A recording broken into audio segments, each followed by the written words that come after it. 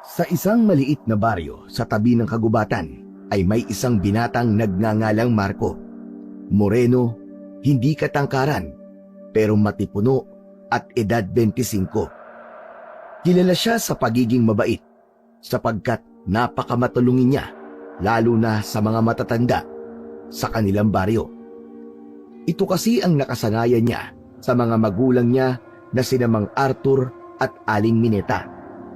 Bago yun parehong mamatay dahil sa isang aksidente. Sa kasamaang palad ay ilan lang ang mga magulang niya sa kasamang namatay matapos mahulog ang isang pampasaherong bus habang binabaybay ang kalsada na kilala sa tawag na Bitukang Manok. Marami ring haka-haka tungkol sa aksidenteng yon sapagkat tinagurian ang nasabing kalsadang mahiwaga at nakakatakot dahil marami na ring aksidente ang nagaganap doon. Taon-taon ay palaging eksaktong 13 katao ang kinukuha ng kalsada, kaya nabansagan din itong Hell 13, lagusan sa kabilang buhay, kalsada ng kamalasan at kung ano-ano pa. Kaya ang hinala noon ng mga taga-baryo ay hindi sadyang aksidente ang nangyayari kung merong madilim na entity ang gumawa nito, kaya napahamak at namatay ang mga magulang ni Marco. Mabuti na lang ay nasa pangangalaga siya ngayon ng kanyang lola Ignacia, ang ina ng namayapa niyang tatay Arthur. At dahil sa kabaitang taglay ng binata, kaya marami sa taga-baryo, lalo na ang mga matatanda, na giliw sa kanya.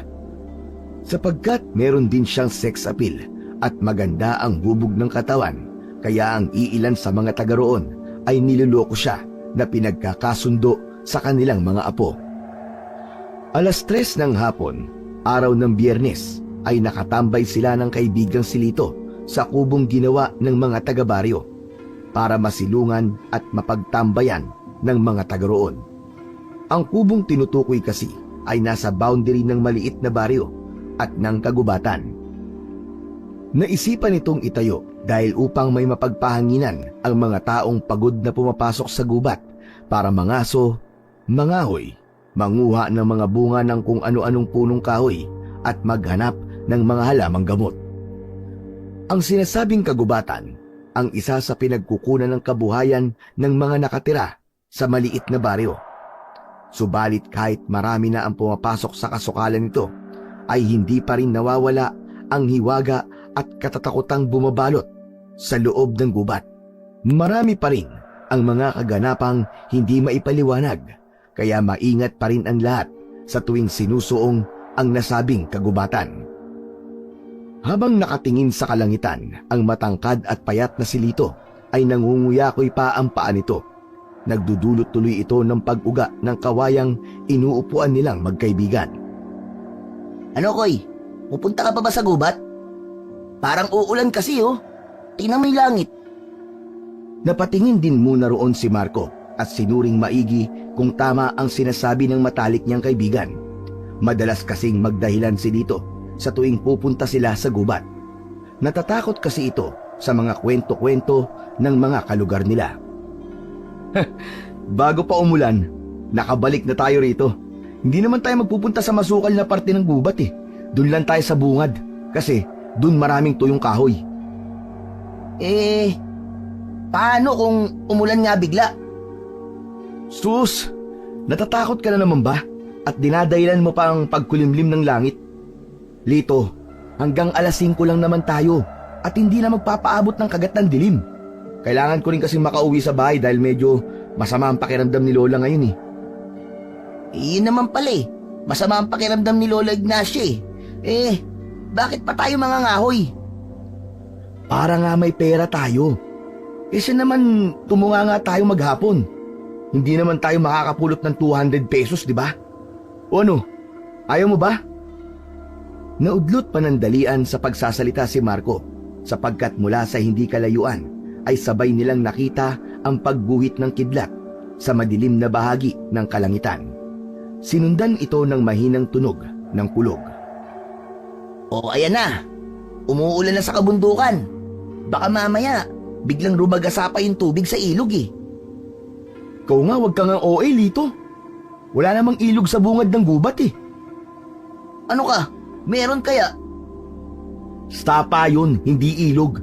At hindi raragasa ang tubig doon galing sa bundok. Paano mo naman nasabi? Dahil nasa kabilang ibayo pa yung malaking ilog. Sa bulubunduking parte na ng gubat. Ito naman, parang bago ng bago, parang hindi alam.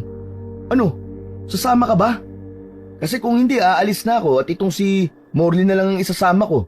Mas matapang pa tong aso ko kaysa sa'yo eh. O sige, sige. Hihintayin na lang kita rito. Bahala ka na nga. Hindi kita hahatian ng pera kahit hintayin mo ako dyan. Eh di wag. Uuwi na lang ako. Natatawang pinagmasdan ni Marco ang matalik na kaibigan habang tila batang nagdadabog palabas ng kubo. Ilang metro na ang layo ni Lito nang maisipan niyang bumalik habang hindi maipinta ang muka sa pagkabanas. Umupo siya uli sa mahabang kawayan bago napapangusong parang bata na hinarap ang matalik na kaibigan. O sige tol, ganito na lang ha. Hihintayin kita, tapos ako na magbubuhat ng mga panggatong hanggang kinamang beryong. Kahit bigyan mo na lang ako ng 50 pesos. Okay, yun lang naman pala eh. Deal, 150 ang sa akin, 50 ang sayo. Matapos magkamayan, ay tinawag na nga ni Marco ang alaga niyang asong si Morley na isang pure Pinoy breed dog na mas kilala sa tawag na Philippine Forest Dog at tinagurian din ng iba na witch dog. Nagkakakawag ang buntot ng nasabing aso saka tumahol-tahol hanggang sa maglakad na sila papasok sa kakahuyan. Nang medyo malayo-layo na ay napalingon pa ulit si Marco sa kubo matapos marinig na magsalita ang matalik niyang kaibigan. Tol, hanggang alas 5 lang ha. Kapag wala pa kayo ni Morley, uuwi na talaga ako. Oo na, maghintay ka lang dyan hanggang sa may makasama kang lamang lupa o kaya engkanto, bahala ka. Pagkatapos niyang sabihin yon, ay tumakbo na siya hanggang sa mawala na sa paningin niya ang kubo at si Lito. Naaaliw naman siyang sinundan ng alagang aso hanggang sa tuluyan na silang makapasok sa loob ng gubat. Habang naglalakad papunta sa malapit na sapa, ay tumingin-tingin na rin sa kapaligiran ang binata nang madadampot na tuyong sanga ng puno. Ang mga pangilan-ngilan niyang nakikita ay kaagad niyang nilalagay sa sakong hatak-hatak niya. Malaking tulong din si Morley sapagkat dumadampot din ito ng mga tuyong sanga ng puno. Minsan nga lang ay napapangiti na lang si Marco dahil kahit mga bato at tuyong dahon ay ibinibigay sa kanya ng alagang aso.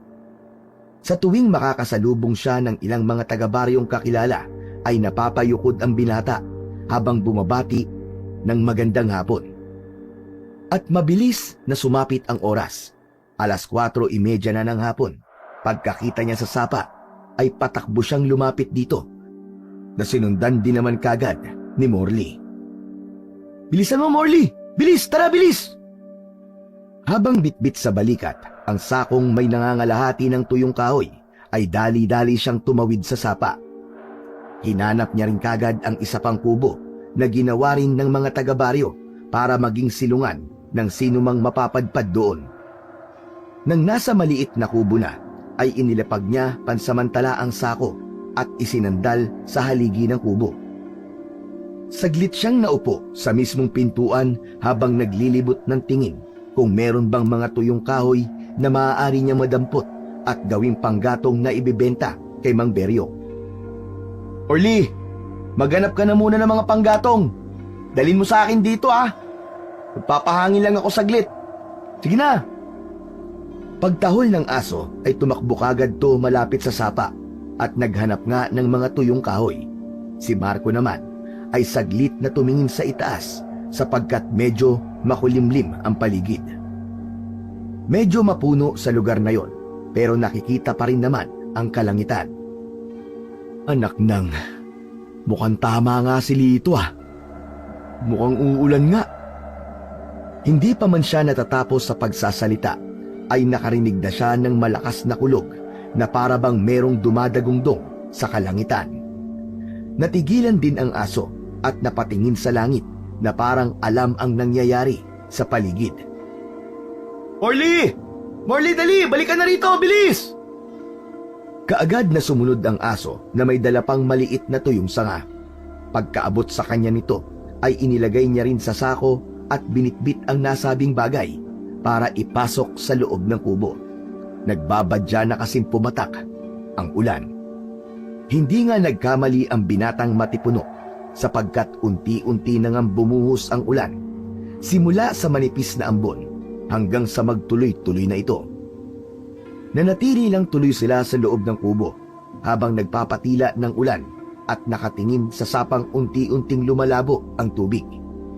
Hindi naman nababahala si Marco dahil wala pang pagkakataon na tumaas ng gusto ang tubig sa sapang yon. At kung sakaling mangyari man, mataas din naman ang kinalalagyan ng kubo kaya hindi sila mapapahamak ng kanyang alagang aso. Ay nako, umamalasin ka nga naman oh. Ang sabi ko pa naman kay Mang Beryong, 2 sakong dadaling ko sa kanya. Kung alam ko lang na uulan eh. Ay nako, kanina pa dapat kami nilito nagpunta rito sa gubat.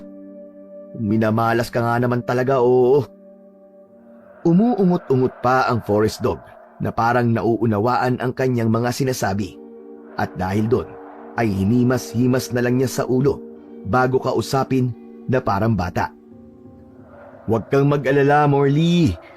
Papatilain lang natin ang ulan. Pagkatapos, babalik na tayo. Wala na eh. Basa na ang mga kahoy kaya wala na ring silbi yung mga makukuha natin. Sabay na dumungaw ang dalawa sa pinto habang naghihintay sa pagtila ng ulan. Pero kabaligtaran ang nangyari. Mas lalo lang lumakas ang buhos kaya tuluyan ng nanlabo ang tubig sa sapa. Mas umingay din ang paligid. Mas lumakas ang tunog ng kulog at kidlat. Senyales na nasa mismong kinaroroonan na nila ang ulap na may dala rito. Pinagmasdan ng binata ang kanyang aso na pumunta na lamang muna sa isang sulok at natulog. Hanggang sa nahiga na lang din siya habang naghihintay sa pagtila ng ulan. Ay nako, tama.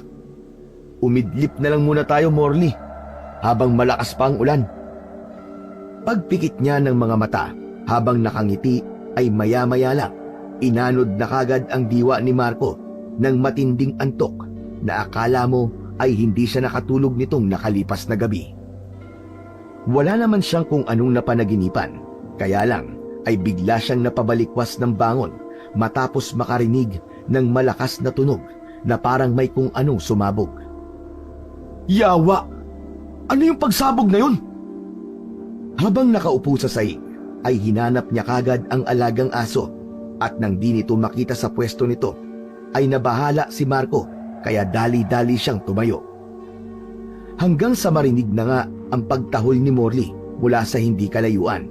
Dahil doon ay sumilip siya sa likurang bintana kung saan ay tumambad sa kanyang paningin ang nagliliyab na puno na may senyales ng pagtama ng kidlat. Ang apoy na nanggagaling sa punong yon ang tanging nagsisilbing liwanag sa madilim na kagubatan. Doon lang din na-realize ni Marco na gabi na pala. Diyos ko po, lagot! Gabi na pala. Tapos umuulan pa rin. Sa kanya binalingan ang alaga niyang aso na nakatingin sa nagliliyab na puno. Morley! Balikan na rito, dali! Huwag ka lumapit dyan sa apoy! Delikado dyan! Lumingon sa kinaroroonan niya ang aso, subalit bumalik din ang atensyon nito sa nasabing puno na halatang mabibiyak na. Nagpatuloy na tumahol-tahol si Morley at nang mapansin ni Marco na mababagsakan ng nagliliyab na katawan ng puno ang kanyang aso, ay dali-dali siyang tumakbo palapit dito. Sa kabutihang palad, bago pa tuluyang bumagsak ang matayog at nasusunog na katawan ng puno, ay nakuha niya si Morley. At ang mas nakakagulat pa, pagtingin niya sa kubo ay durog na rin ito at nagliliyab. Napa-sign of the cross na lamang siya sa kamakailang beses na humalik sa aso na palitan ang pag-ungot at pagtahol. Anak nang, mabuti pala lumabas ako ng kubo, Morley. Hindi pala ako nagligtas sa'yo. Ikaw pala nagligtas sa akin. Mahina na ang ulan, pero sapat naman yon upang maapula ang apoy ng nagliliyab na puno at kubo. Kaya bago pa tuluyang magdilim, ay umalis na sila roon. Kahit abot tuhod na ang agos ng sapa, ay nakipagsapalaran na si Marco na tumawid kaysa maipit sa kadiliman ng gubat na hindi niya alam kung ano ang maaari nilang sapitin ng alaga niyang aso. Nang makatawid na sila, ay inilapag na niya pansamantala ang aso na biglang napatingin sa gawi ng kubo. "Morley, tara na! Wala na yung mga panggatong natin! Nagliliyab na yun! Tara na, bilis!" Naudlot na siya sa pagsasalita sapagkat bigla na lang tumakbo sa sapa ang kanyang aso, malapit mismo sa nasusunog na kubo at punong nakadagan dito. "Morley naman eh! Anak ng... pasaway mo ngayon ha!" Wala siyang pagpipilian, kundi habulin at kunin ang aso. Lumusong pa to mismo sa sapa na mabuti na lamang ay nakuha niya rin kaagad bago pa tuluyang anurin. Nang makaahon na sila pareho, ay galit niyang minasdan ang alagang hayop na biglang nanahimik na lang na parang isang bata. Bad dog! Bad dog, Morley ha! Ikaw ha! Huwag mo nang gagawin ulit yun ha! Paano na lang kung anurin ka ng malakas ng agos ng sapa? Tumigil din siya kagad nang makita ang nakakaawang mukha ni Morley. Napabuntong hininga na lang siya, saka naglakad palayo bago pa tuluyang maapula ang apoy at kainin ulit ng kadiliman ang buong lugar. Tumila na ang ulan nang makabalik si Marco sa kubong boundary ng gubat at maliit na baryo. Mag-aalas 8 na rin ng gabi, kaya hindi na niya ini-expect na naroroon pa ang matalik na kaibigan. Subalit nagkamali siya ng akala dahil naroon pa rin si Lito at matyagang naghihintay kasama ang tiyuhin niyang si Leroy. May pagkamayabang ang lalaking ito sapagkat maraming kababaihan ang nagkakagusto. Astigin din kasi ang dating nito na bukod pa doon ay meron din naman talagang ibubuga dahil sa matangkad, may itsura at matipuno ito. Nandun din si Tatay Ador, ang isa sa mga opisyal ng maliit na baryo na ninong ni Marco, at si Lola Ignacia na alalang-alala sa kanyang apo sapagkat kanina ay madilim na at naroon pa rin ang binata sa loob ng kagubatan. Kasama rin sa mga naghihintay si Mang Beryong na kanina pa inaaway ng matandang babae dahil ito ang dahilan kung bakit nasa loob ng kagubatan si Marco.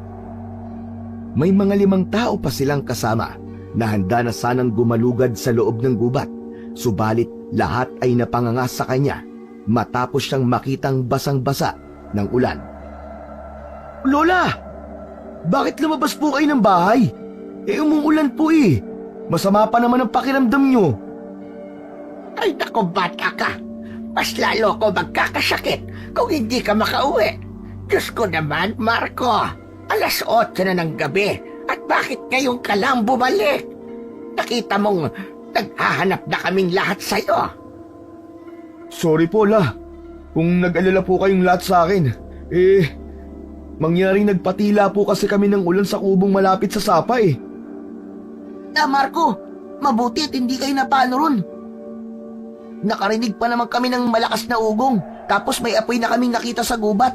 Kaya humingi na kagad ako ng tulong kay Tio Leroy at kay Tatay Ador. Naisip ko kasi, baka natrap ka sa apoy o kung napano ka na eh. Yung narinig nyo, kidlat yun. May nakidlatan nga rong puno tapos bumagsak sa kubo. Mabuti na lang, nakalabas kagad ako. Salamat dito kay Morley dahil nailigtas niya ako. Ikaw talagang bata ka at parang natutuwa ka pa sa nangyari ah. Ay nako, lagi mo na lamang akong pinag-aalala. Lola naman, tara na po. Lola, sige na po. Sorry na. Okay naman pala si Marco eh. Kung ganun wala palang i-rescue rito, babalik na kami sa baryo. Tara na mga boys! Salamat, Kuya Leroy. Pag-alis ni Leroy at ng mga alipores niya, ay tumuon naman ng pansin si Marco kay Mang Beryong na halata rin ang pag-aalala sa ekspresyon ng mukha nito.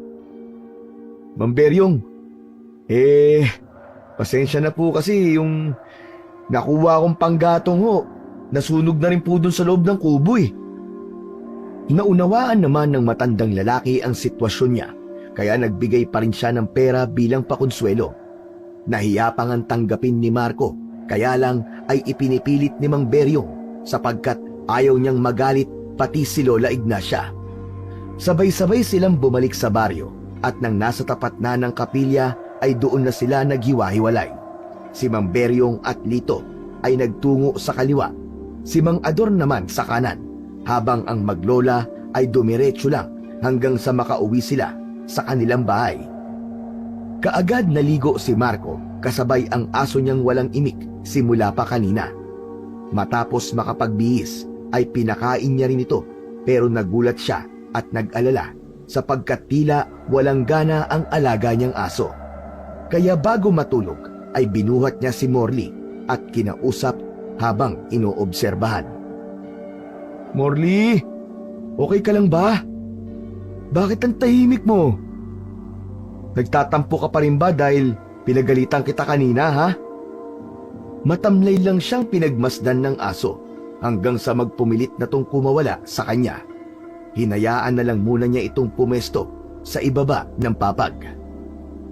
Matapos magpakibit-balikat, humiga na siya at tumitig sa bubungan ng kanilang bahay hanggang sa anurin na kagad ang diwa niya ng antok. Sa kalagitnaan ng malalim na gabi ay dinalaw ng isang panaginip si Marco. Nakita niya ang kidlat na bumulusok sa isang puno at bumagsak sa kubo. Kalaunan ay nakita niya rin ang bibig ng isang aso na tila may kung anong kinukuha sa sapa. Pagkatapos ay meron siyang nakitang puting bato na kumikinang kasabay ng malakas na alulong na dahilan kung bakit siya nagising. Napatingin ang matipunong binata sa bintana habang pinakikinggan ang alulong ng aso mula sa hindi kalayuan. Tahimik at malinis ang paligid sa labas ng bahay nila, kaya kahit anong mahinang tunog at ingay ay madali niyang naririnig. Napalingon siya sa kinaroroonan ni Morley pagkarinig niyang tila dumuduwal ito. Nag-alala niyang nilapitan ang forest dog hanggang sa nakita niya ang mga isinuka ng kanyang alaga, kasama na roon ang isang puting batong kumikinang na tila kasing laki ng holen. Nakahinga siya ng maluwag pagkakita sa aso na kumakawag-kawag na ang buntot, senyales na okay na ito. Pero naagaw pa rin ang atensyon niya ng nakakasilaw na puting bato. "Morley, ano yan? Yan ba ang rason kaya masama ang pakiramdam mo kanina? Pero saan mo nakuha yan?" Alam ko na. Sa sapa. Yan ba yung kaninang kinukuha mo ron?" Gamit ang bibig ay kinuha ng aso ang nasabing hiyas at ibinigay ito sa kanyang amo. Hindi pa man nahahawakan ni Marco ang nasabing makinang na puting bato, ay nakarinig na naman siya ng alulong ng aso mula sa labas ng bahay. Sa pagkakataong yun ay mas malakas at nakakakilabot na ang alulong na yon na parang napakalapit lang, dahilan para mapabaling na naman ang atensyon ng binata sa bintana. "Naknang, ano ba yung aso na yun?" Naudlot na naman siya sa pagsasalita sapagkat binundol siya ni Morley sa pamamagitan ng bibig.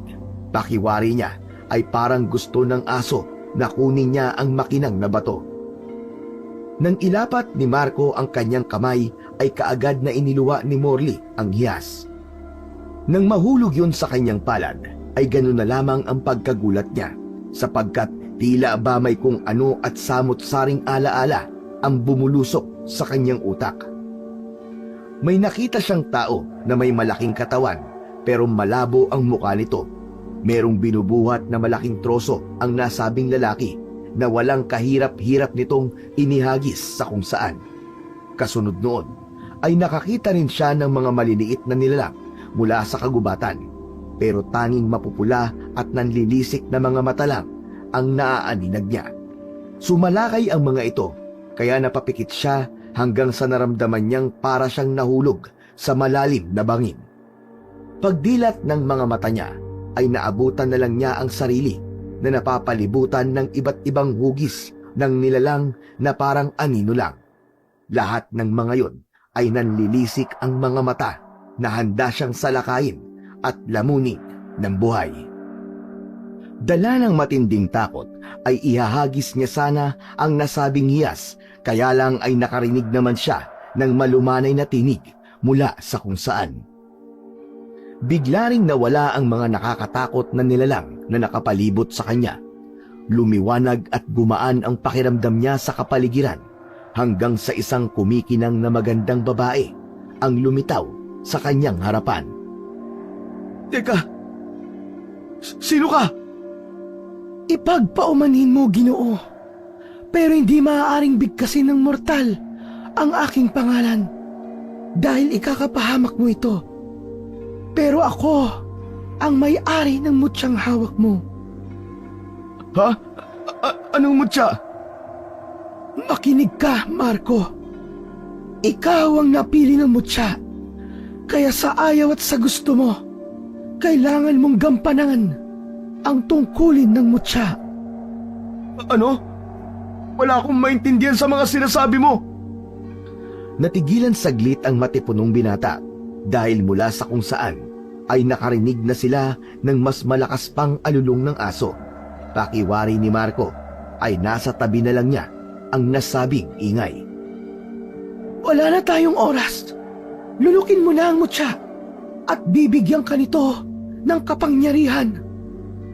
Gawin mo na kung ayaw mong maunahan ka at mapatay ng kampon ng kadiliman. Dahil sa wala nang maintindihan sa mga nangyayari, ay pikit mata na lang na nilunok ni Marco ang puting bato na sinasabing mutya. Pagdilat ng mga mata niya ay laking gulat niya matapos bumungad sa bintana ang isang malaking paniki pero parang mukha ng tao. Tahol ng tahol si Morley na parang galit na galit at dala naman ng matinding pagkagulat ay sinapak na lang niya ang nasabing paniki. At sa sobrang lakas ng suntok niya ay tumalsik din siya sa kabilang dingding ng kwarto. Ang huling natatandaan na lang ni Morley habang nagdidilim ang kanyang paningin ay ang ingay sa labas ng kanilang bahay, pati ang nakabibinging pagtahol ng alaga niyang aso. Ngayon, binata, ikaw na ang may-ari ng mutya ng kidlat. Pagkatapos marinig yun, ay tuluyan na siyang bumagsak sa sahig at nawalan ng malay tao. Dinala siya sa ospital nang wala sa kanyang kamalayan at nang nandoon na siya ay muli na naman siyang dinalaw ng maladiwatang babae na nagsasabing may-ari ng mutya ng kidlat. Teka, nasaan ako? Huwag kang matakot, Marco. Nasa ligtas na lugar ka. Anong ibig mo sabihin? Tsaka teka, sino ka ba talaga? Daan mong mabuti ang ibibilin ko sa'yo.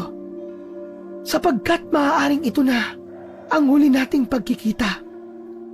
Gamitin mo ang mutya ng kidlat para ubusin ang kampon ng kadilimang ikinulong sa kagubatan. Subalit ngayon ay nakalaya na. Nagsisimula na silang manalakay sa mga baryo at uunahin nila ang lugar na pinakamalapit, ang maliit niyong baryo. May proteksyon ang mutya na yan laban sa masasamang nilalang at hindi kanila basta-basta masasaktan. Bago pa makasagot ang binata, ay nakaramdam na siya ng kakaibang puwersa. Isang madilim na puwersang parang gusto siyang gawan ng masama. Dahil doon ay naalarma si Marco na tila hindi na rin alam ang gagawin. Binata, kailangan mo nang gumising bago pa may mangyaring masama sa'yo at makuha ang mutya ng kidlat. Hindi pa pwedeng mapasakamay ito ng mga nilalang ng kagubatan. Gumising ka na, binata!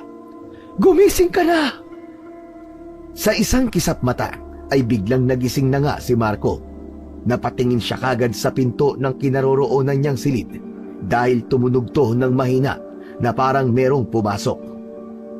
Pagkatapos nun ay marahan niyang iginala ang tingin hanggang sa tumambad sa kanyang paningin si Lito na nakatanghod ang ulo sa bandang hita ng tinutulugan niyang higaan. Iaangat niya sana ang kaliwang kamay niya, kaya lang ay natigilan siya matapos niyang mapansin na may benda yon at may kumukonektang dextrose. Napakunot ang noo niya at inalala ang mga nangyari. Ginising niya si Lito dahil wala siyang maalala at nanakit ang kanyang ulo dahil sa sobrang pag-iisip. Lito! Lito! Ano ba nangyari? Nasaan tayo? Uy! Marco! Gising ka na pala? Hindi na siya nasagot ng matalik na kaibigan sapagkat bigla na lang tumakbo palabas ng silid. Narinig pa niya ang boses nito na tila natataranta sa pagsigaw. Nurse! Nurse! Gising na ang kaibigan ko! Nurse! Nurse? Aba, kung ganun, nasa ospital ako? Paano ako napunta rito? Muli niyang inalala ang mga nangyari hanggang sa tila kusang sumagi na lang sa isip niya ang mahinhin na boses ng isang babae. Pagkatapos nun ay sunod-sunod na niyang naalala ang lahat. Ang malaking katawang lalaki na bumubuhat ng mabigat na troso, ang mga maliliit na nilalang sa kagubatan, at ang nakakatakot na mga imaheng nakapalibot sa kanya. Parang lumobo ang ulo ni Marco dahil sa mga alaalang yon na nagpatayo rin ng kanyang mga balahibo. Subalit mas lalo siyang nahintakutan nang maalala ang malapaniking nilalang sa bintana ng kanilang bahay na sa pagkagulat niya ay nasapak niya at pareho silang tumalsik. Oo nga pala. Pagkasapak ko dun sa mukhang paniki, tumalsik ako sa dingding ng kwarto ko. Tapos, natigilan na naman siya habang pinagmamasdan niya ang kanyang kamao na ginamit niya upang suntukin ang malapaniking nilalang. Naalala rin niya kasi bigla ang kinahiratnan ng halimaw matapos niya itong sapakin ng direkta sa muka. Hala, nagawa ko ba talaga yun? Totoo bang nangyari yun?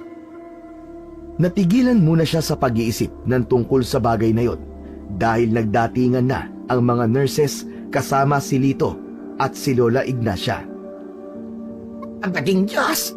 Mabutit nagising ka na, apo ko! Makailang beses siyang niyakap ng matandang babae habang nagsa-sign of the cross. Si Lito naman, nasa gilid lang nila ay hindi pa rin maipinta ang saya matapos makita ang matalik na kaibigang gising na. Tumigil muna si Lola Ignacia sapagkat kinailangan suriin ng mga nurse ang binata para malaman ang kanyang lagay. At nang matapos na, ay saka sila nag-usap na maglola kasama pa rin ang matalik niyang kaibigan. Doon niya na napag-alaman na 3 araw na pala siyang tulog at nang tanungin siya ng dalawa kung ano ba talaga ang nangyari, ay hindi naman masabi ni Marco ang totoong naganap. Hindi niya pa rin kasi sigurado kung totoo nga ba talaga ang lahat ng yon o halusinasyon lang niya. Isa pa ay naisip rin niya na baka mapagtawanan pa ni Lola Ignacia at Lito kung sasabihin niyang lumunok siya ng puting bato at para bang nagkaroon ng kakaibang kapangyarihan. Ngayon, binata, ikaw na ang may-ari ng mutya ng kidlat. Napasalita na lang siya sa isip habang pakunwaring nakikinig sa kwento ng kanyang lola at ni Lito. Ano to? Pambihira. Para na akong si Darna. Oh, bakit ka tumatawang mag-isa dyan? Side effect na ba yan ng 3 araw na tulog mo? Ha? Hindi. Ikaw talaga, pasaway ka talaga, Lito. Siya nga pala, Lola. Kumusta na po si Morley? Napapakain po ba siya na maayos? Oo, apo. Kapag nandito kami ni Lito, si Beryong o di kaya si Adora nagpapakain doon sa aso mo. Saka, hindi yun magugutom.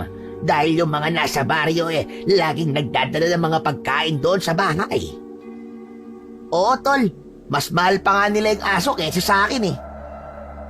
Natigil na sila sa usapan matapos dumating ang doktor na magsusuri kay Marco. Meron lang tong sinabi at pag-alis ay laking tuwa nilang tatlo dahil sa maganda ang ibinalita ng doktor. Ay, salamat naman sa Diyos dahil walang nakitang malubhang sakit sa'yo, Apo. Bukas ay makakauwi na tayo.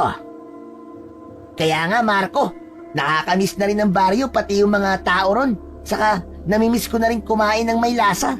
Dito kasi mga walang lasa ang pagkain eh. Parang hindi nila nilalagyan ng asin. Swail kang bata ka. Hindi naman kasi para sa'yo pagkain na yon, tapos kinakain mo. Para sa may sakit ang mga pagkain dito, kaya walang lasa ang karamihan. Ulo, grabe naman sa akin si Lola. Nagtawanan silang tatlo at pagkatapos nun ay tumayo na ang maliit na matandang babae mula sa pagkakaupo sa upuan.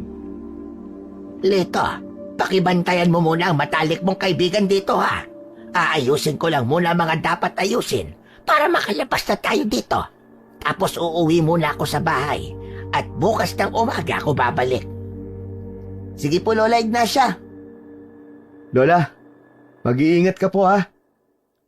Pag-alis ng matandang babae ay marami pang napag-usapan ang magkaibigan patungkol sa kagubatang nasa tabi ng kanilang maliit na baryo. Muli nilang napagkwentuhan ang mga katatakutan at kababalaghang bumabalot sa nasabing kagubatan hanggang sa mauwi ang usapan nung araw na ginabi si Marco roon. Ito, Marco, curious lang talaga ako eh. Bakit kasi hinintay mo pang maggabi bago ka bumalik dun sa kubo kung saan ako naghihintay? Dapat nung nakita mong umulan na, iniwan mo na rin yung mga kahoy tapos naligo na lang kayo sa ulan ni Morley.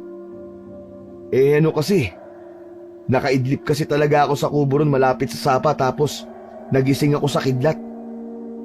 Alam mo, kitang-kita ko talaga yung puno na umaapoy na natumba tapos tumama ron sa kubo.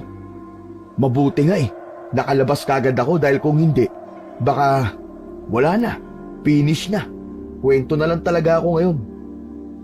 Pero alam mo, Tol, naalala ko lang, kwento ng lolo ko noon kapag may nakidlatang puno.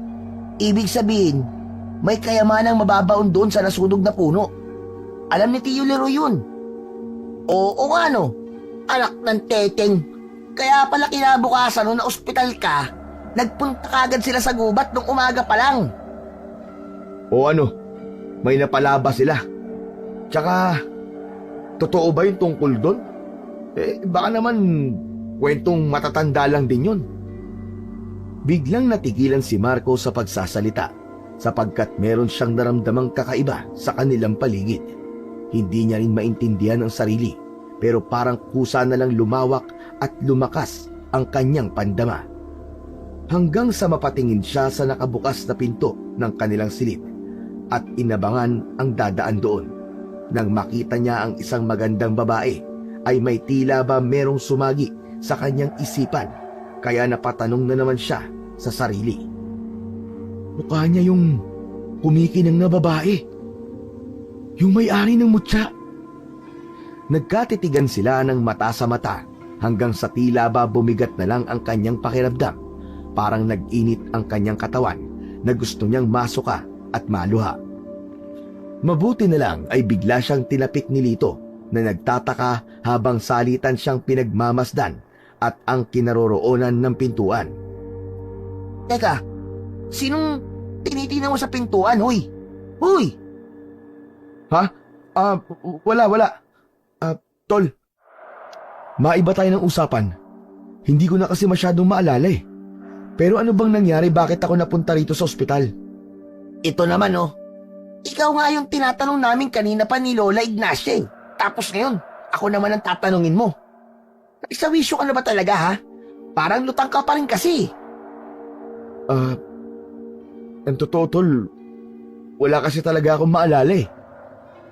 Sabi nga ng lola mo, nagising siya kasi taol ng taol si Morley. Tapos yun, pag-akit niya sa kwarto mo, nagulat na lang siya nakaandusay ka na sa sahig. Tapos sira yung dingding, pati na yung grills ng bintana ng kwarto mo.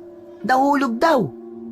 Bukas, pag uwi mo, makikita mo kung gaano yung kasira at sana maalala mo kung ano nangyari sa'yo at paano yun nangyari.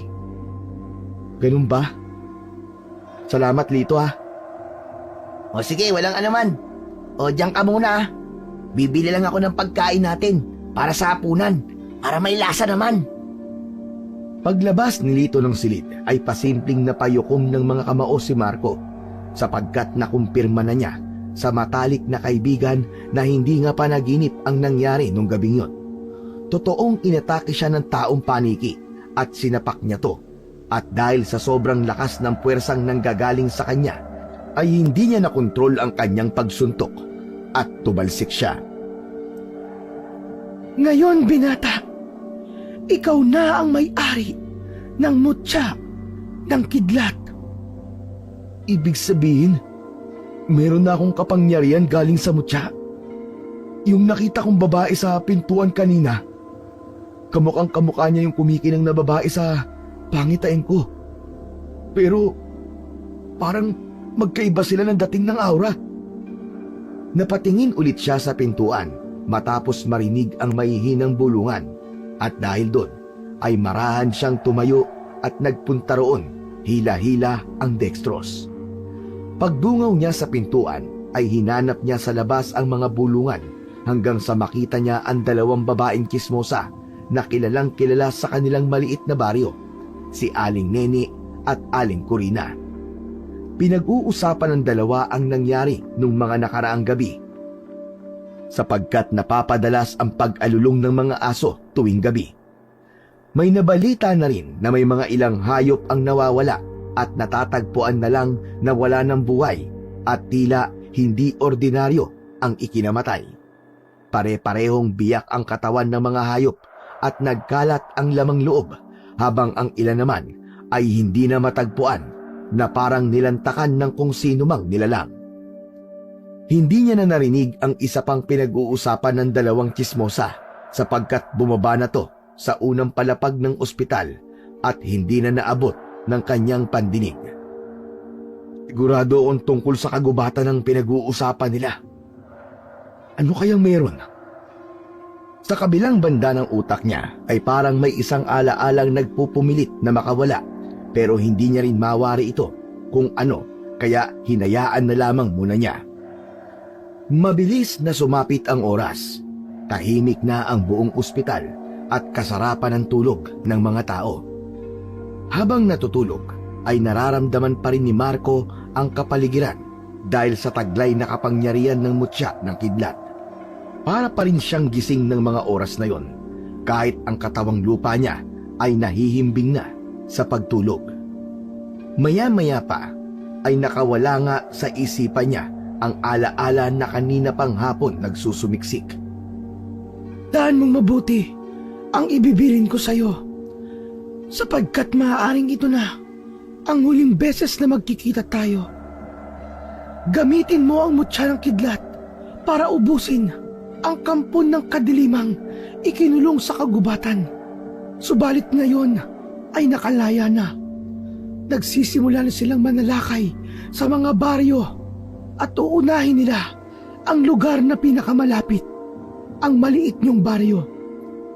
May proteksyon ang mutya na yan laban sa masasamang nilalang at hindi ka nila basta-basta masasaktan.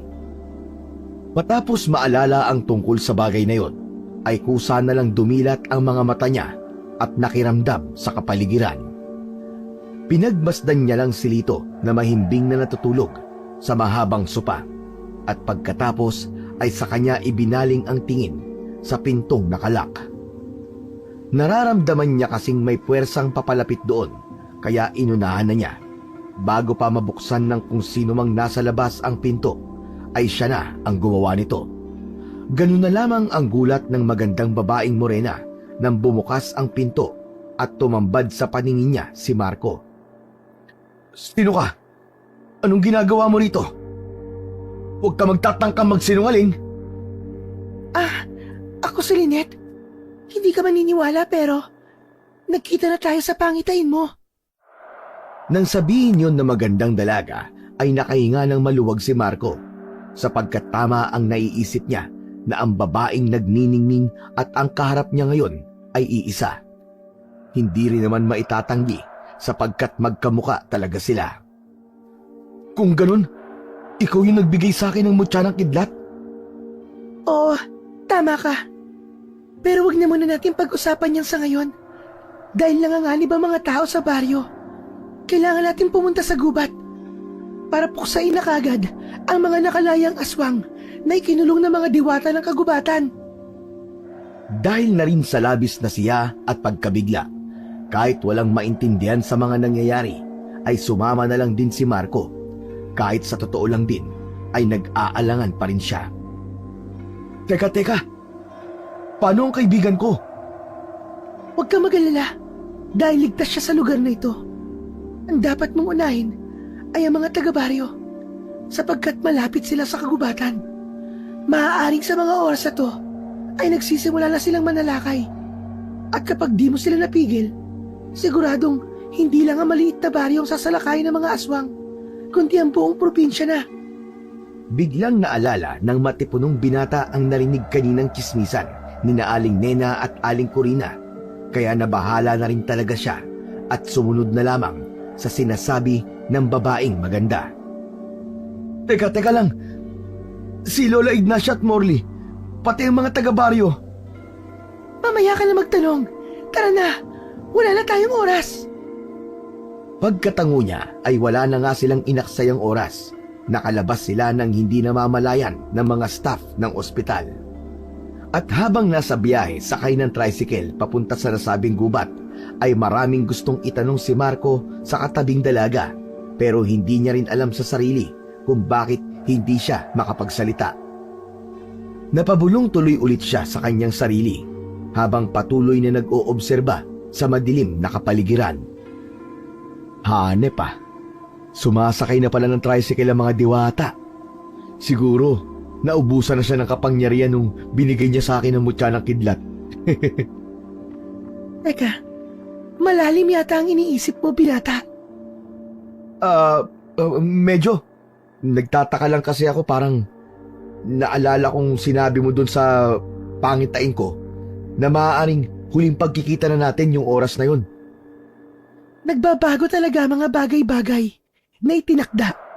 Kaya maghanda ka dahil pagdating natin sa kagubatan, siguradong mararamdaman ng lahat ang presensya mo dahil sa kapangyarihan ng mutyang bumabalot sa'yo. Hindi ko rin alam, pero pakiramdam ko naman handa na ako. Mabuti kung ganon. Isang malapad na ngiti ang iginawad ng magandang dalaga, pero iba ang naging dating nito para sa matipunong binata. Hindi niya matukoy sapagkat hindi niya pa ganoon kabisado ang kapangyarihan ng mutya. Pero nakukutuban niya rin talagang merong ipinapahiwatig sa kanya ang puting hiyas.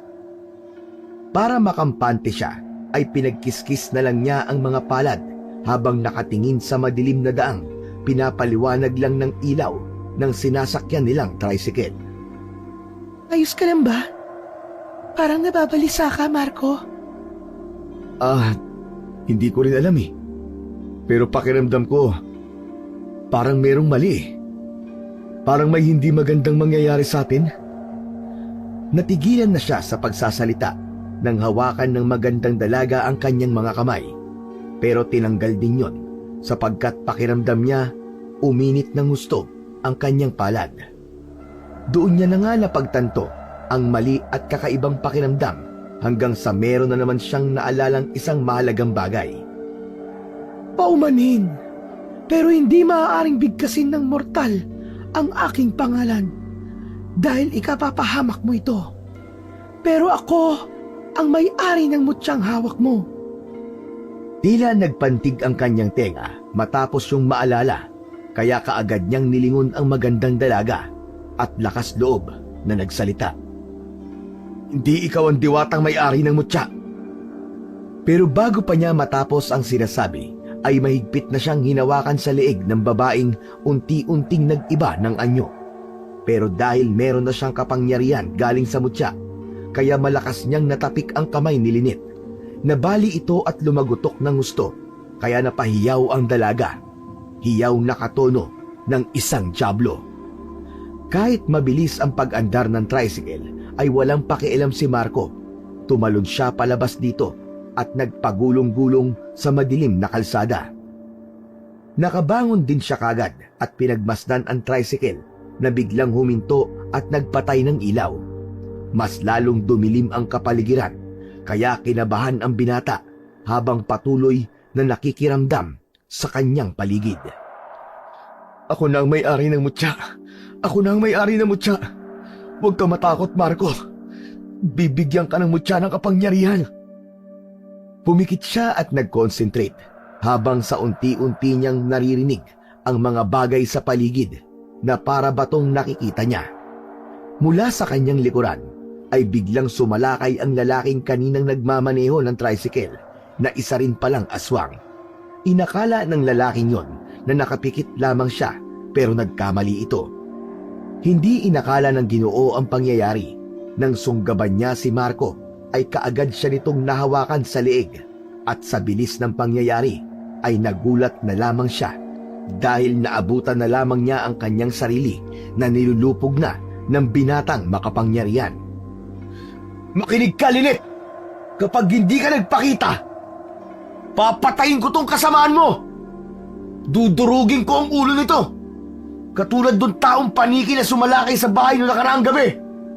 Sige! Subukan mo ako! Isang malakas at nakakatakot na huni ng kung anong nilalang ang sumagot sa matipunong binata. At mula sa hindi kalayuan ay nakita niya ang paglipad ng tricycle papunta sa kanyang kinaroroonan. Ginawa niyang panangga ang hawak na aswang upang doon tumama ang tricycle na inihagis sa kanya. Tumalsik at nagpagulong-gulong si Marco na huminto lang matapos tumama sa isang puno na nasa gilid ng kalsada. Mahilo-hilo siyang tumayo at napahawak sa kanyang noo matapos maramdamang merong tumatagas na dugo doon. Nagkulay pula kasi ang paningin niya pero ganun na lang din ang gulat niya sapagkat sa pangalawang paghawak niya sa sugat sa noo ay magaling na kagad ito. Ayos ah! Gumaling kagad ang sugat ko! Hanep! Para ako si Wolverine ah! Ngumiti siya at muling pinakiramdaman ang madilim na kapaligiran. Ganun na lang din ang pagkamangha niya sapagkat para na siyang may night vision na malinaw na nakakakita kahit sobrang dilim ng paligid. Natanaw niya ang lalaking aswang na nasa gitna ng kalsada.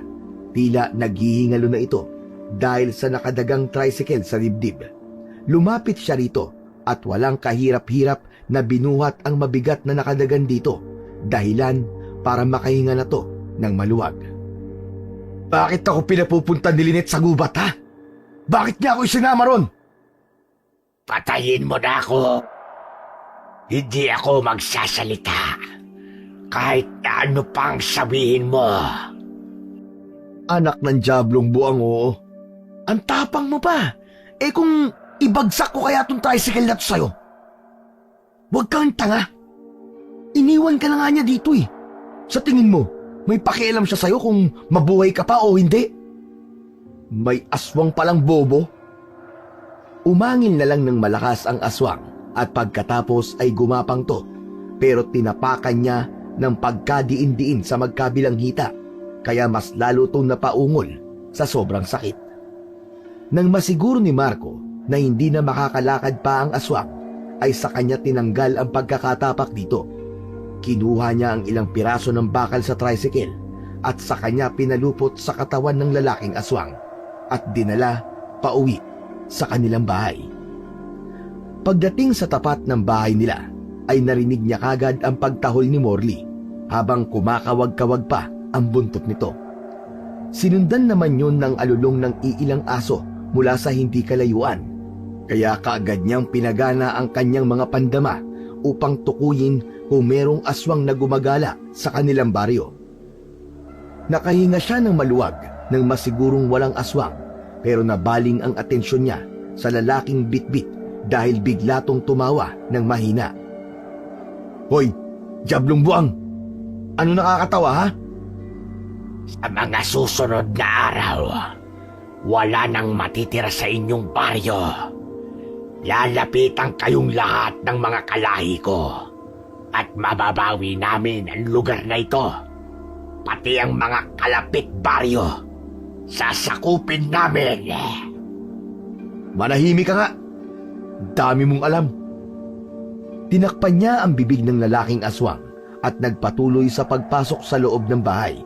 Laking gulat naman ni Lola Ignacia sa kanyang nakita sapagkat sa kalagitnaan ng hating gabi ay naroon ang kanyang apo na ibang-iba ang aura. Nagbago kasing bigla ang pisikal na anyo ni Marco na parang mas tumikas at mas naging lalaking lalaki. Apo, ikaw ba talaga yan? Abay, anong nangyari sa'yo? Bakit ang dami mo man ng dugo? Aba, teka, sino yan? Pahabaging Diyos, anong klaseng nilalang yan?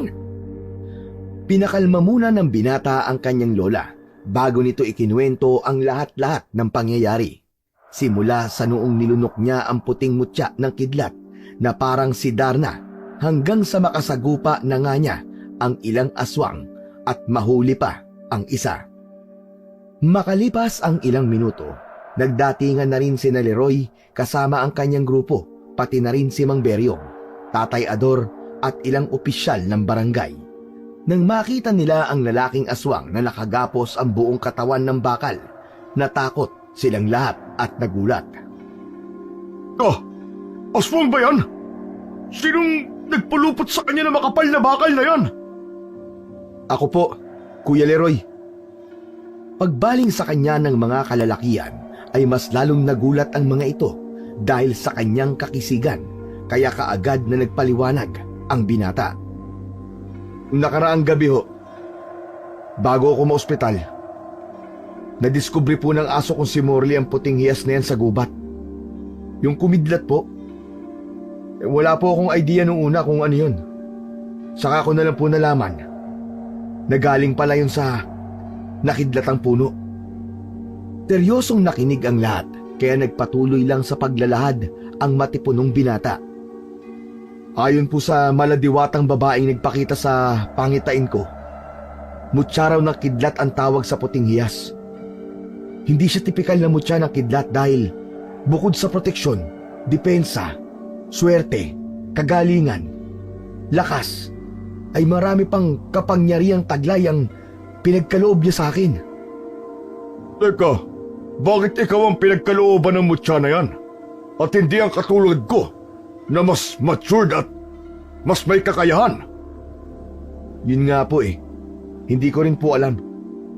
Pero ipinagkaloob po sa akin to, hindi para gamitin sa kung saan-saan, kundi para gamitin sa pampuksa sa mga aswang na ikinulong sa kagubatan na ngayon po ay nakalaya na.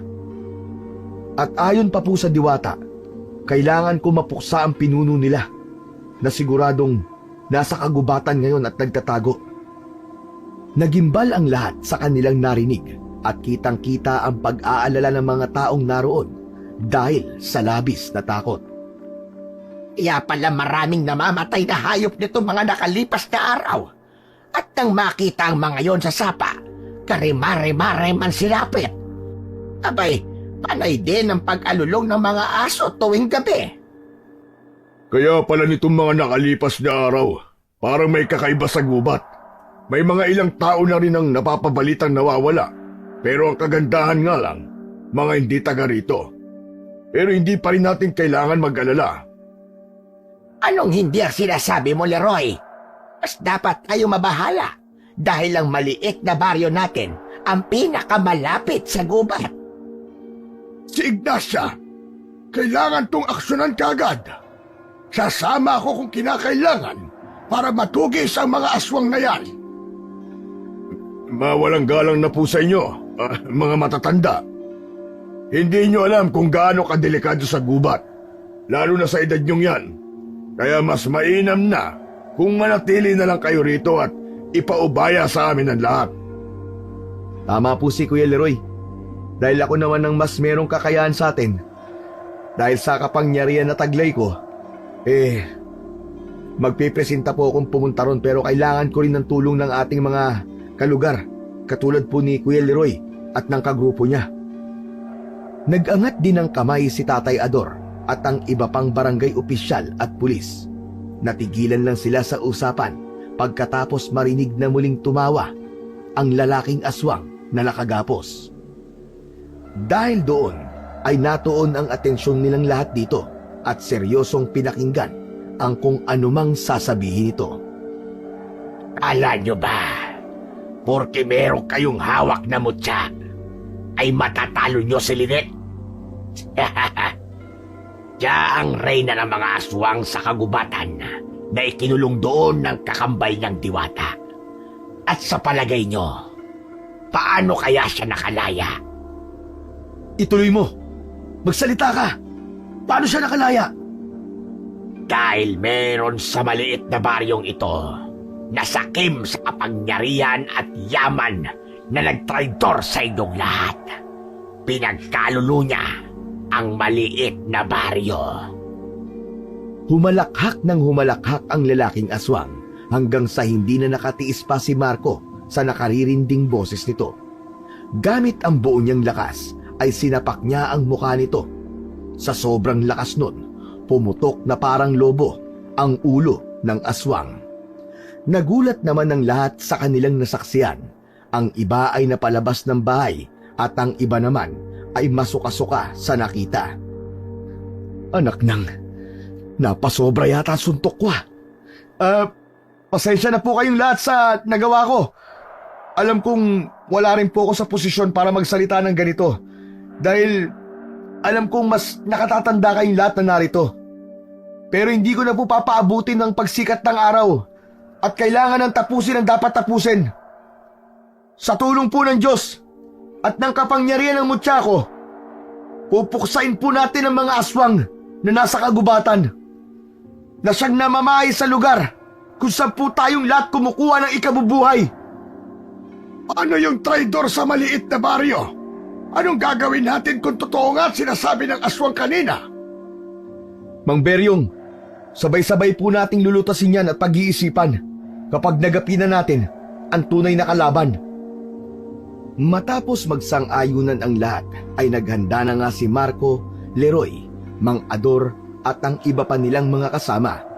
Habang sina Mang Beryong, Lola Ignacia at ang ibang opisyal ay nagkasundo na tipunin sa iisang lugar ang mga kababayan nila para na rin hindi mapahamak kung sakaling sumalakay sa baryo nila ang mga aswang.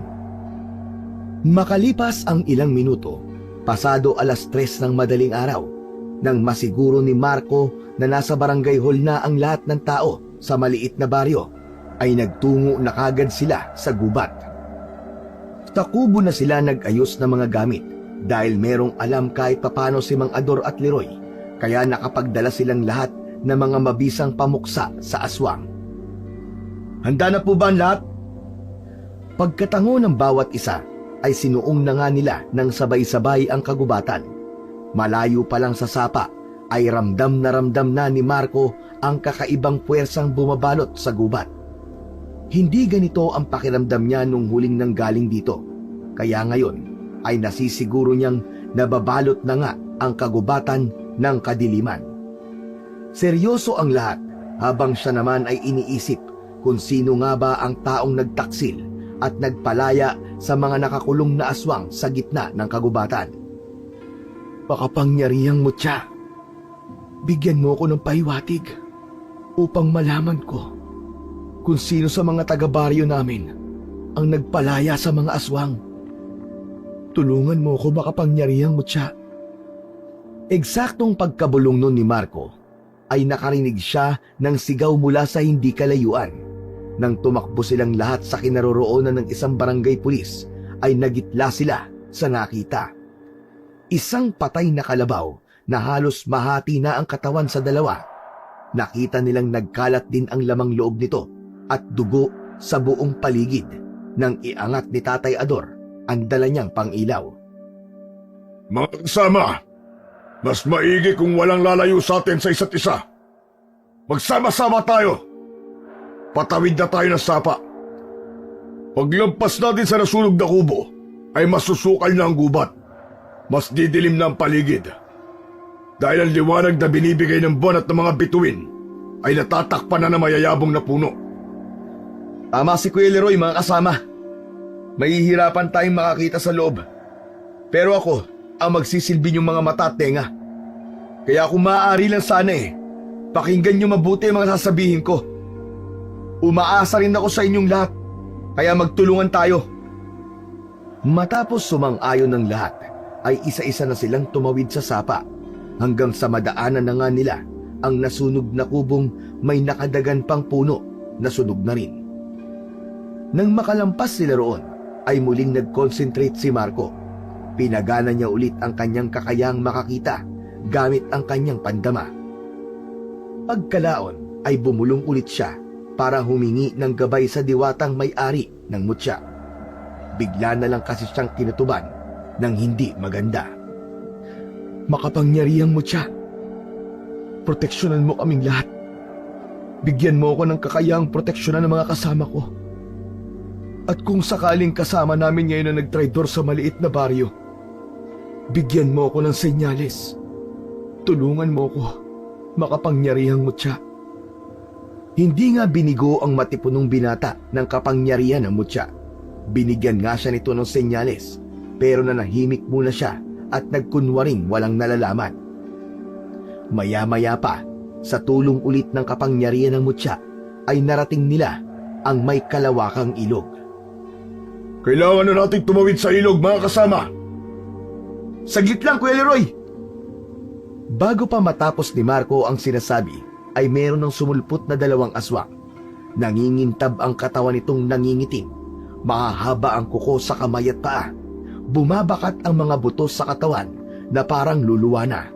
Ang itsura ng mga muka ay parang paniki. Lubog ang ilong, nakausli ang pangil at nanlilisik ang mga mata. Ilabas niyo na mga panlaban sa aswang at pumesto kayo sa ligtas na lugar! Kitang-kita ni Marco kung paano gamitin ng makisig na si Leroy ang patalim nitong sinasabi niyang may bendisyon mula sa simbahan. Ito ang unang pagkakataon niyang makita ang sandatang yon, sapagkat naririnig niya lang yon sa matalik na kaibigan. Ayon pa kay Lito, araw-araw daw pinapabendisyonan ng tiyo Leroy niya ang sandata na yon para mas maging epektibo kung sakaling mangyari ang ganitong pagkakataon. Lagi kasing pinapasok ng Ginoo ang masukal na gubat, kaya kinakailangan lagi rin siyang handa. Mga tarantado kayong mga aswang kayo! Ba't pa kayo nagbalik sa lugar na ito? Mga hinayupa! Humiyaw muna ng husto ang aswang na naparuhan ni Leroy bago to nahulog sa ilog. Pagkatapos nun, ay nakapag-focus na si Marco sa isa pang aswang. Ano, Marco? Ang bagal mo naman dyan. Para kang yun lalampanan pa kong pamangkin eh. Bago pa matapos ng Ginoo ang pagsasalita, dumaan na sa harapan niya ang aswang na sinuntok ng malakas ng binatang inaasar niyang lampa. Pagtama ng katawan ng aswang sa batuhang bahagi ng ilog, ay nagkalasog-lasog ang katawan nito na parang pakwan na nahulog sa mataas na bilding. Pasensya ka na, Kuya Leroy ha. Natagalan ako eh. Saka ka na magpasensya. May mga paparating pa eh. Maganda tayong lahat! Hindi pa tayo makakatawid sa ilog! Ay higit na 6 na aswang pang dumating, pero naging handa naman ang lahat sa pakikipagsagupa. Habang nakikipaglaban ng tapatan sina Leroy, Tatay Ador at ang iba pa, ay mas lalong lumalakas ang senyales na nabibigay ng mutya kay Marco hanggang sa tuluyan niyang nakumpirma kung sino ang traidor. Saglit siyang natigilan sapagkat hindi niya mapaniwalaan ang pangitain na ipinakita sa kanya ng mutya. Para tuloy siyang nahiya at nawala sa focus, kaya hindi niya namalayan ang 2 aswang na magkasabay na sumunggab sa kanya. Sabay-sabay silang nahulog sa malalim na bahagi ng ilog, at dahil sa mas madilim at nasa tubig, kaya nahirapan ding makapag-concentrate ang binata, lalo na at ang isa ay nakapasan sa kanya, habang ang isa naman ay nakakapit sa kanyang paanan. Pilit siyang inilulubog ng 2 para maubusan sila pare-pareho ng hininga. Mas mabigat din ang pakiramdam dahil doble ang paghahabol ng hininga niya, pero hindi pa rin siya nagpatalo sapagkat alam niya sa kanyang sarili na malakas ang taglay niyang mutya. Nang mahawakan niya sa braso ang isang aswang na nakapasan sa kanya, ay piniga niya ito gamit ang buong lakas. pumutok ang braso ng aswang kaya napahiyaw ito ng dahil sa sakit. Pagkatapos nun ay sa kanya to kinapitan sa leeg at buong lakas din niyang pinisil yun na parang pumipisil lang siya ng kalamansi. Sinundan niya ng pagsipa ng maraming ulit ang aswang na nakakapit naman sa kanyang paa. Nang makabitaw ito sa kanya, ay agad-agad niya itong nilapitan at hinawakan sa leeg hanggang sa maputol niya ang ulo nito. Maya-maya pa ay umahon siya sa ilog, hawak na ang dalawang ulo ng aswang na walang buhay. Hinagis niya sa iilan pang aswang na naroon na natakot na tuloy sumugod, lalo na at nakitang lahat sila ay merong mabisang sandata panlaban sa mga aswang. Ilabas nyo si Lynette! Ilabas nyo ang pinuno nyo! Ano? Pagsisugod kayong mga inayupak kayong mga aswang kayo! Uubusin ko kayong lahat hanggang walang matira sa inyo kung hindi kayo aalis sa kagubatang ito! Ang gubat na to ay pagmamay-ari ng mga taga-maliit na baryo! Amin ang gubat na ito! O ano? Narinig nyo sinabi ni Kuya Leroy? Kaya ilabas nyo na ang pinuno nyo. Dahil wala naman siyang pakialam kahit mamatay kayong lahat. Kapag isinuko nyo sa amin, pagbibigyan namin kayo mabuhay. Pero kung hindi kayo tatalima, mamamatay kayong lahat bago sumikat ang araw. Umangil at umalulong lang ang ibang aswang na nasa kabilang bahagi ng ilog, habang sila naman ay nakaantabay lang at naghihintay sa pagsalakay ng mga aswang. Ayos yung sinabi mo, Marco, ah.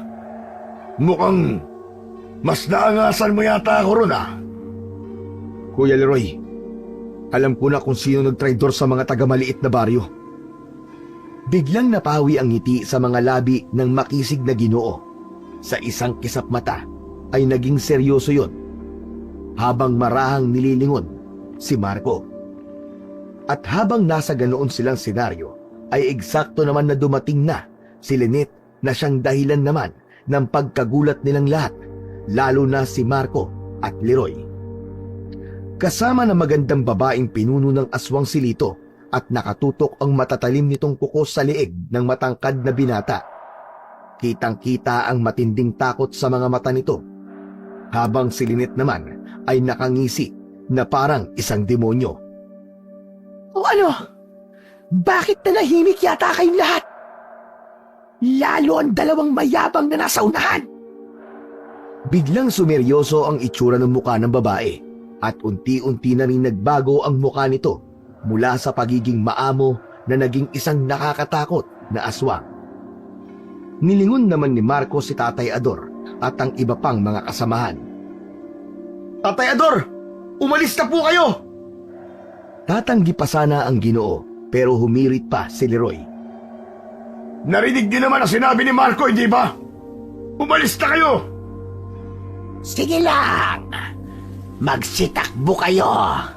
Dahil sa oras na mapatay na kita, Marco, at makuha ko ang mutya, isusunod ko ang maliit na baryo. Babawiin ko ang lugar ng mga aswang. Naninakaw niyong mga tao sa amin. Itiwan mo ang pamangkin ko, hayop ka! Papatayin kitang aswang ka! Kuya Leroy! Magunos dili ka! Dala ng matinding galit ay wala na sa sariling sumalakay si Ginoong Leroy. Sinubukan siyang pigilan ni Marco. Ang kaso lang ay hinarangan na siya ng 5 aswang na galit at naglalawan. Dahil doon ay napasandal siya sa isang matabang puno at nang makaisip ng mabisang paraan ay buong lakas niyang hinugot ang puno at ginawa itong sandata laban sa mga aswang. Pinaghahampas niya ang mga aswang na isa-isang nagtalsikan sa malayo. May natusok sa matitinik na puno. May tumama ang ulo sa bato ng ilog at nagkabali-bali ang katawan, putol na braso at nagkalat ang laman loob ng mga yon sa paligid ng ilog. Ganun lang din ang pagkagulat ni Lynette sapagkat hindi niya sukat akalain na malakas ang epekto ng kapangyarihan ng mutya sa binata. Pagkatapos nun, Hinagis niya sa pinuno ng aswang ang troso, dahilan para mabitiwan nito si Lito na nakaiwas dahil iniligtas siya ng tiyuhin. Nasagip nila ng ligtas si Lito na nakahinga ng maluwag. Lito, pasensya ka na kung naiwan kita sa ospital at hindi ko rin kagad sinabi sa'yo ang totoo. Kuya Leroy, umuwi na po kayo ni Lito. Ako na po ang bahala rito. Pagkatango ni Ginoong Leroy at saka nito binalingan ang pamangkin. Madali ka! Uuwi na tayo! Hindi ako uuwi, tiyo. Dahil Hindi na itinuloy ng matangkad na binata ang pagsasalita sapagkat mula sa kanyang tagiliran ay meron siyang dinukot na patalim at tinangka niyang isaksak sa leeg ng kanyang tiyuhin. Mabuti na lang ay mabilis na nakaaksyon si Marco. Natabig niya ang kamay ng matalik na kaibigan kaya tumalsik ang patalim at nahulog sa ilog. Laking gulat naman ni Ginoong Leroy dahil sa nangyari. Ang ginawa mo, Lito! Kuya Leroy, sinabi ko naman sa'yo, di ba? Nakilala ko na ang nagtraidor sa maliit na baryo. Pagkatapos nun ay humalakhak si Lynette na parang isang demonyo habang pinagmamasdan sila na miserable. Napakagandang tagpo naman ito. Naalala ko tuloy kung paano ko tinraidor ng kapatid kong Diwata. Kung paano niya kami ikinulong ng mga kapwa ko aswang sa gitna ng kagubatan. Mabuti na lang talaga ay may mga taong katulad nilito na puno ng galit sa kanilang puso na kayang gumawa ng kahit na ano ay ang magpalaya ng tulad ko. Mangyari lamang ang kanilang gusto. Sa galit ni Marco ay mabilis niyang sinalakay ang pinuno ng mga aswang na hindi rin inasahan ang mga pangyayari. Na-corner kaagad ng binata ang babae at kaagad tong hinawakan sa bibig kasunod ng paghatak ng dila. Dahil sa lakas ng pagkakahatak niya ay napasama pati ang ilalim ng panga ni Lynette na naghuhumiyaw na nang dahil sa nangyari. Sinubukan manlaban ng babaeng aswang pero wala siyang nagawa sa lakas na taglay ni Marco na halos mag-alab ang mga mata sa galit. At sa sobrang galit niya ay hinawakan niya ang magkabilang pisngi ni Lynette habang nakaupo sa dibdib nito. Kumakalmot-kalmot pa ang babaeng aswang pero hindi yun alintana ng binatang ang tanging layunin ay mapuksa siya ng tuluyan. Hayop ka! Mamamatay ka ng aswang ka! Nagsisisigaw na lang ng gusto si Lynette hanggang sa mahati na ang ulo nito sa dalawang bahagi na parang pinunit lang na papel. Nangisay pa sa huling pagkakataon ang aswang hanggang sa tuluyan na itong bawian ng buhay. Nang makita yun ng iba pa ay nagpulasan na ang mga ito na parabang mga bubwit at nang hindi na maramdaman ni Marco ang presensya ng mga aswang ay sa kanya binalikan ang magtiyo. Doon ay naabutan niya si Lito na umiiyak habang nagpapaliwanag sa kanyang tiyuhin kung bakit niya nagawang traidorin ang buong maliit na baryo. di ako nagsisisi sa ginawa ko. Nang malaman ko sa lumang aklat ni Lolo ang tungkol sa hiwaga ng lugar na to, gumawa na talaga ako ng paraan para mapalaya ang mga aswang na ikinulong sa kagubatan. Inuulit ko, hindi ako nagsisisi dahil hindi deserve ng mga taga-maliit na baryo ang mabuhay. Sila ang dahilan kung bakit namatay sila nanay at tatay. Hindi nila tinulungan ang mga magulang ko nung nagkaroon sila ng matinding sakit. Tiyo, dapat magalit ka. Kapatid mo ang tatay ko. Isang malakas na suntok ang natamo ni Lito mula kay Ginoong Leroy. Sinadya ng kapatid ko, ng tatay mo, pati ng nanay mo, na umalis sa lugar na ito.